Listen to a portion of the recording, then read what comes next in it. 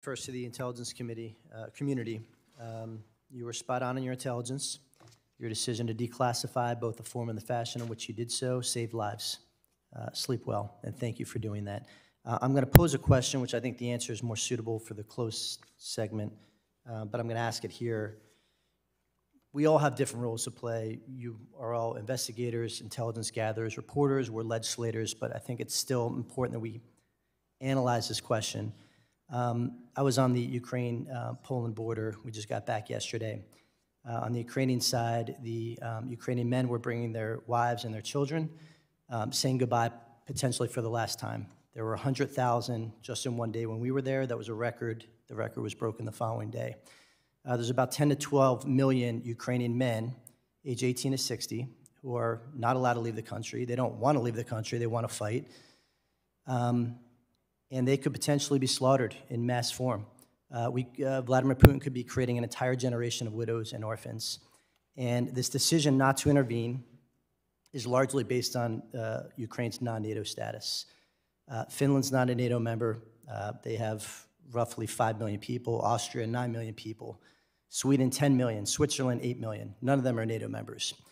And I think what the American people have a hard time wrapping their brain around is how is it okay, granted we applied sanctions, granted we're providing defensive support, but to not intervene to the tune of potentially hundreds of thousands, not millions of lives lost, and yet if one step is taken over the Romanian border and one Romanian life is taken, the full force of the military of 30 nations will come and intervene. I think everybody's struggling with that, particularly because we've had many, many non-NATO interventions in the past: Kosovo, Bosnia, Iraq, Lebanon, Libya, Cameroon, Yemen, Korea, Syria, Kuwait, just to name a few. But the one difference is the nuclear capability. So what we're getting asked a lot is, are we basically creating an incentive for a nuclear proliferation? Because the message that we're sending is if you have nuclear weapons and you're crazy, we're going to stand back on military intervention. I think we just need to wrap our brains around that because a lot of people are really struggling.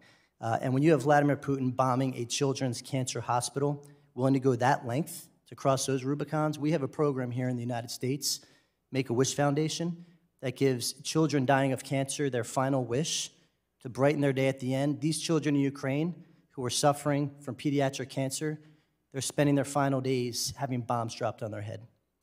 So I'd like to explore that when we get in the classified session because you're not policymakers, we get that, but we all have a collective role to play. My question for Director Wray. There's legislation making its way through the Senate right now. If you could just discuss, sir, the importance to have cyber reporting incidents directly to the FBI and not just as a pass-through, and also discuss liability protections for companies that do report to the FBI. So no one believes more in the importance of private sector reporting of cyber threat information than I do, and I've been testifying and calling for it, for quite some time. It's important, though, that that information flow real time.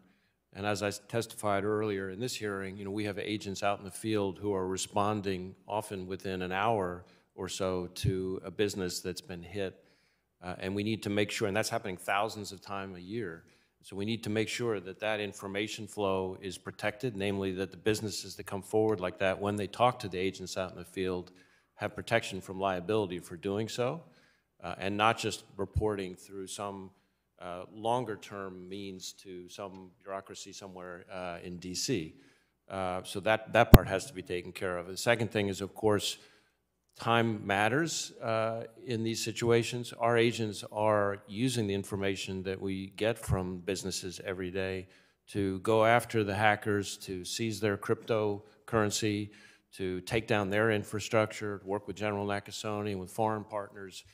Just in the last little bit, we've worked, for example, with a major healthcare facility to help disrupt an attack before it could switch over to patient care. We've worked with defense contractors to block sensitive information before it got exfiltrated. We've worked with financial institutions to prevent stolen sensitive customer data, terabytes of it, from getting out into the wild. And that kind of thing is happening every day, and we need more and more of that.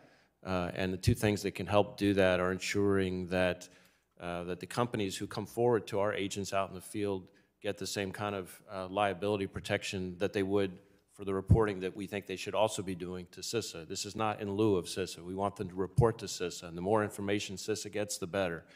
But simultaneous protection for both, and the ability for our agents to use that information, not just to go after the bad guys and their infrastructure and their money, but more importantly, to be able to warn all the next victims. Our ability to do that is directly tied to that flow of information.